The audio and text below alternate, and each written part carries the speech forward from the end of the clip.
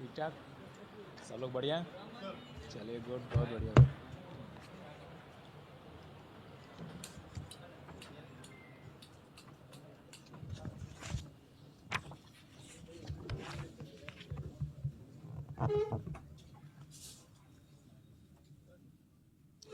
शुरू कर सकते हैं?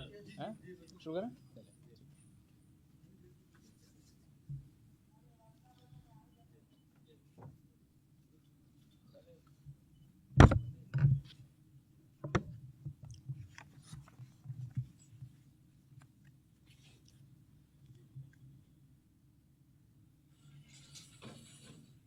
आप सभी लोगों का केंद्रीय चयन पर्षद सिपाही भर्ती की तरफ से इस संक्षिप्त प्रेस वार्ता में सभी लोगों का स्वागत है। आप जानते हैं कि हमने 11 मार्च 2025 को विज्ञापन 1/2025 प्रकाशित किया था 19,838 सिपाहियों की भर्ती के लिए। तो उसी की प्रक्रिया को आगे बढ़ाते हुए अब हम इसकी लिखित परीक्षा आयोजित करने जा रहे हैं। उससे पहले मैं थोड़े से आंकड़े दे दूं।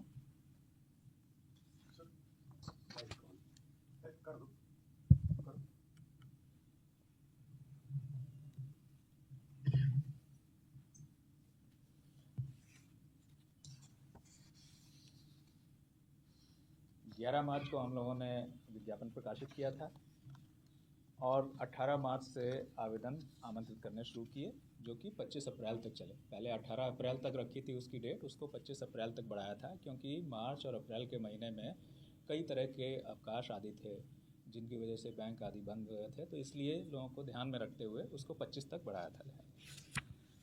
17,06,628 आवेदकों ने शुरू में इसमें रजिस्ट्रेशन किया और अंतिम रूप से अब हमारे पास 16,73,586 अभ्यर्थी हैं जो कि जिन्होंने अपने आवेदन कंप्लीट किए, भरे और उनके जो है वैलिड हमने उनको पाया है।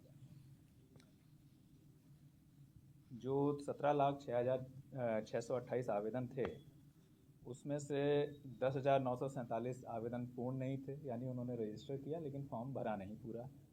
20,940 आवेदकों ने जो है अपना रजिस्ट्रेशन कैंसिल कर लिया था जो है, और उसके बाद 1,155 को जो है हम लोगों ने वैलिड नहीं पाया था। इनकी सूची भी हम लोगों ने 6 जून को प्रकाशित की है।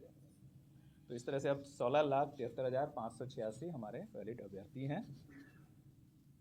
इनकी परीक्षा हम 16 जुलाई 2025 से प्रारंभ करके 3 अगस्त 2025 तक के बीच में 6 चरणों में लेंगे। तो ये 6 चरण हमारे 16 जुलाई, 20 जुलाई, 23 जुलाई, 27 जुलाई, 30 जुलाई और फिर उसके बाद 3 अगस्त में। 16 जुलाई, 20 जुलाई, 23 जुलाई, 27 जुलाई, 30 जुलाई और फिर 3 अगस्त। इन 6 चरणों में जो है हम परीक्षा आयोजित करेंगे। राज्य के 38 हमारे रेवेन्यू डिस्ट्रिक्ट हैं। डिस्ट्रिक्ट हेडक्वार्टर्स में 627 सेंटर्स में आयोजित की जाएगी। एक शिफ्ट में यानी एक दिन में करीब 2.5 लाख से 3 लाख के बीच में अभ्यर्थी हमारे इसमें पार्टिसिपेट करेंगे। तो इसके बारे में परीक्षा की जो हमारी तैयारी की गई है उसके बारे में मैं थोड़ा सा आपको ब्रीफ कर देता हूँ।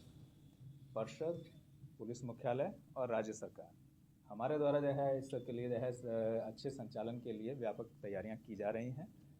राज्य प्रशासन के जो वरीयतम स्तर हैं उनसे भी जो है सही समय पर सभी जिला पदाधिकारियों और सभी पुलिस अधीक्षकों के साथ समीक्षा बैठकें की जाएंगी और उन्हें कड़ाई से स्वच्छ परीक्षा संपादन के लिए मार्गदर्शन भी दिया जाएगा। ये सही समय आने पर अभी हमारे पास समय है। परीक्षा के सुचारू और कदाचार मुक्त संचालन के लिए राज्य सरकार ने जिला पदाधिकारी को एग्जाम कोऑर्डिनेटर और जिला पुलिस अधीक्षक को एग्जाम कोऑर्डिनेटर इनको भी नामित किया हुआ है। केंद्रीय चयन पर्षद सिपाही भर्ती की जितनी भी परीक्षाएं हैं उनके लिए डिस्ट्रिक्ट मजिस्ट्रेट्स और सुपरिटेंडेंट ऑफ पुलिस ये हमारे कोऑर्डिनेटर्स और को कोऑर्डिनेटर रहते हैं। राज्य के हमारे जितने भी साइबर थाना है और आर्थिक अपराध इकाई के स्तर से सोशल मीडिया आदि पर परीक्षा से संबंधित निगरानी की जा रही है और संदिग्ध बातों अथवा व्यक्तियों पर भी नजर रखी जा रही है और इसे आने वाले समय में हम इसे और सघन करते जाएंगे जैसे जैसे समय नज़दीक आता रहेगा। स्थानीय पुलिस के द्वारा है परीक्षा और परीक्षा से पूर्व हॉस्टल, लॉज, कोचिंग सेंटर्स और इसी प्रकार के अन्य संस्थान जहां अभ्यर्थियों और छात्रों आदि का जमावड़ा हो सकता है, वहां पर निगरानी और आसूचना संकलन वहां पर किए जाते हैं। इन सब के इंस्ट्रक्शंस हो चुके हैं और ये कार्रवाई प्रारंभ भी हो गई है, आगे और सघनता से की जाती है। परीक्षा केंद्र पर अगर हम व्यवस्थाओं की बात करें तो स्वच्छतापूर्ण और कदाचार मुक्त रूप में इसको हम संपन्न कर सकें, इसलिए प्रत्येक कक्ष एग्जामिनेशन हॉल के प्रत्येक कक्ष और अन्य महत्वपूर्ण स्थानों पर सीसीटीवी की से निगरानी की जाएगी और उसकी लाइव फीड परिषद मुख्यालय के नियंत्रण कक्ष में रहेगी, जहां से उसको हम मॉनिटर भी कर सकते हैं और उसके आधार पर आगे इंस्ट्रक्शंस भी पास ऑन कर सकते हैं। हर एक कक्ष में जैमर भी लगाए जाएंगे और जो कि 5G और वाईफाई यानी मोबाइल नेटवर्क को वो जैम करने की क्षमता रखते हैं। इसके साथ ही केंद्राधीक्षकों से जो हमारे सेंटर सुपरिटेंडेंट्स रहेंगे उनसे सीधे संवाद के लिए हॉटलाइन की भी व्यवस्था हम करेंगे, क्योंकि जैमर रहेंगे तो इसलिए किसी और अन्य माध्यम से उनसे संवाद स्थापित नहीं किया जा सकता है, तो इसलिए उनसे सीधे संवाद करने के लिए हम व्यवस्था करेंगे। अभ्यर्थियों से संबंधित कुछ सूचनाएं हैं जो आपके माध्यम से सभी हमारे जो कैंडिडेट्स हैं उनको अवगत करना चाहेंगे। अभ्यर्थियों को उनके गृह जिला में परीक्षा केंद्र आवंटित नहीं किया गया। किसी भी कैंडिडेट को होम डिस्ट्रिक्ट एलोकेटेड नहीं है। जिला, तिथि और केंद्र आवंटन का कार्य ये हमने रैंडमाइजेशन तरीके से किया है, जिससे कि एक तरह से कहें कि रैंडम वे में उनको किस डेट और किस ज़िले में जाना हो सकता है वो पता चलेगा। 20 जून से हमारे सभी कैंडिडेट्स हमारी वेबसाइट पर जा कर के परीक्षा तिथि और जिला की सूचना देख सकते हैं। 20 जून से उनको कि किस तिथि को और किस ज़िले में उनका सेंटर पड़ेगा उसको ज्ञान करते हैं। लेकिन एडमिट कार्ड वो परीक्षा की तिथि से 7 दिन पहले ही डाउनलोड कर सकेंगे और उस एडमिट कार्ड में ही एक्चुअल सेंटर कौन सा है उसकी सूचना रहेगी। तो 7 दिन पहले उनको परीक्षा केंद्र का नाम पता चलेगा, लेकिन 20 जून से वो अपनी तिथि और जिला, किस ज़िले में उनका सेंटर पड़ने वाला है वो देख सकते हैं। हमारी परीक्षा ये 2 घंटे की होगी, 12 बजे से 2 बजे के बीच में, लेकिन इसमें उनका अभ्यर्थियों का प्रवेश सुबह 9:30 बजे से प्रारंभ होगा और 10:30 बजे तक मेन गेट से चलता रहेगा।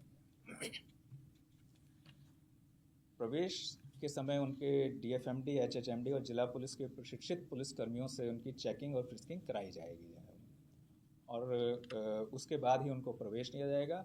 वहीं पर उनकी पहचान के लिए सेंटर में और एग्जामिनेशन कक्ष में परिषद द्वारा निर्गत जो ई प्रवेश पत्र होगा, जो हमारा जो ई प्रवेश पत्र है उसी के माध्यम से और उसके साथ साथ पहचान पत्र एक ले जाना होगा उन्हें, जो आधार कार्ड हो सकता है, पासपोर्ट हो सकता है, पैन कार्ड हो सकता है, मतदाता पहचान पत्र हो सकता है। उसके साथ ही उनको प्रवेश की अनुमति होगी। मतलब बिना एडमिट कार्ड के जो हमारा निर्गत है उसके बिना वो प्रवेश नहीं कर सकते। साथ में उनको अपना एक पहचान सुनिश्चित करने वाला एक पहचान पत्र भी ले जाना होगा। परीक्षा कक्ष में कैंडिडेट्स के हाथों के हम अंगूठों के निशान, उनके फ़ोटो और शॉर्ट वीडियो लेंगे। ये हमारा उनका बायोमेट्रिक्स कलेक्शन रहेगा, जिसका उपयोग हम उस समय उनकी पहचान के लिए और बाद के जो चरण होंगे उसमें भी उनकी पहचान करने और इम्पर्सोनेशन यानी प्ररूप धारण की संभावनाओं को नकारने के लिए उपयोग करेंगे। अभ्यर्थी परीक्षा केंद्र में किसी भी तरह की लेखन सामग्री जैसे पेन, पेंसिल वगैरह नहीं ले जा सकेंगे। उनको OMR शीट बेस्ड हमारा एग्ज़ाम है, तो OMR शीट को भरने और उससे कैलकुलेशन वगैरह अगर कुछ उसमें आवश्यकता है तो उसके लिए तो पेन हम प्रश्न पुस्तिका के साथ ही उपलब्ध कराएंगे, तो वो हमारी तरफ से दिया जाएगा। उनको किसी भी तरह की लेखन सामग्री और जो दूसरी चीज़ों पर प्रतिबंध रहता है, इलेक्ट्रॉनिक सामान वगैरह उस सब पर तो प्रतिबंध रहेगा ही, लेखन सामग्री भी वो नहीं ले जाएंगे, उनको हमें उपलब्ध कराएंगे। आपको अभ्यर्थियों को चेतावनी और सतर्कता बरतने के भी हमारी तरफ से हिदायत देना उचित लगता है। तो उसके लिए कि सभी अभ्यर्थियों को हमारी तरफ से हम आगाह करते हैं कि वो सोशल मीडिया या अन्य किसी माध्यम से दुष्प्रचार अथवा झांसे में ना आए, उससे बचें। वो ये एक तरह के साइबर फ्रॉड का अवैध वसूली का माध्यम हो सकता है। इसकी सूचना तुरंत वे नज़दीकी पुलिस थाना या साइबर थाना को दें। अगर उनको किसी भी तरह से किसी माध्यम से कोई कांटेक्ट करने, अप्रोच करने की कोशिश करता है एग्ज़ाम से संबंधित किसी बात में किसी तरह के प्रलोभन का या कोई और दूसरे झूठे आश्वासन का, तो इमीडिएटली वो थाने को सूचित करें और हो जाएगा। ये अवैध उगाही का ही माध्यम होगा, इसके अलावा इसका और कुछ नहीं है। परिषद के स्तर से भी जो है किसी अभ्यर्थी को दूरभाष, मोबाइल या सोशल मीडिया के माध्यम से व्यक्तिगत संपर्क नहीं किया जाता है। इसकी मैं साफ साफ बता दूँ कि जो है हमारे यहाँ से नहीं किया जाता है। परिषद और अभ्यर्थियों के बीच में जो संवाद है उसका माध्यम हमारी जो है वेबसाइट है, उस पर जो सूचनाएं हम प्रकाशित करते हैं, या अभ्यर्थियों के आवेदन में जो रजिस्टर्ड ईमेल या मोबाइल नंबर हैं उन पर जो प्री रिकॉर्डेड ग्रुप मैसेजेस हैं उनके माध्यम से हम उनको जो है करते हैं, और कोई दूसरा माध्यम हमारे यहाँ से नहीं है। अगर इसके अतिरिक्त किसी अन्य स्वरूप में कोई हमसे संपर्क करता है या प्रयास करता है तो इसकी सूचना थाने को दें जाए।